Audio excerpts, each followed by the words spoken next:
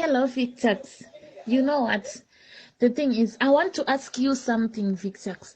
Iwe anoti wakomana nemabhebhesa awo anenge uchitora nawo mapictures asi unotovarova chinhu kani Victakes unoza ninge ndichonzwa ninge nditonzwa jealousy but hapana kana zvekutomboita ndatojaira cause Victakes ndokuda sha ndinyatsokungofila. I didn't see you face to face. But ndikanyatsokuviwa piki rako so nekabhoti kako nenge une six pack. Ndimi varume kavatine chichotsvaga ndimi kama-real niggas. Ndiwe ka-real nigga rachara ndiri kuda. You have got a nice body and I'm sure kuti une big dick and unonyatsogona kukwira. Apa uri mhofu wose. Ai Victakes ndinokuda sha.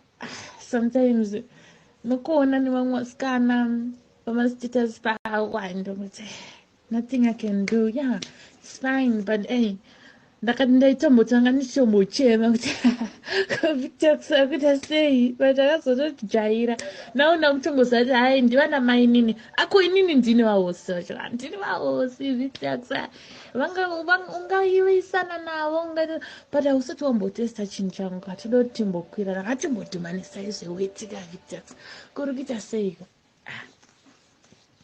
Victakes handakusuwa ndoda kumbokona one day ungoita neni one night chete ndingokuratidza zvanoita ndingokuratidza kakukoiriro kanoita Victakes aona kuita seiko Victakes.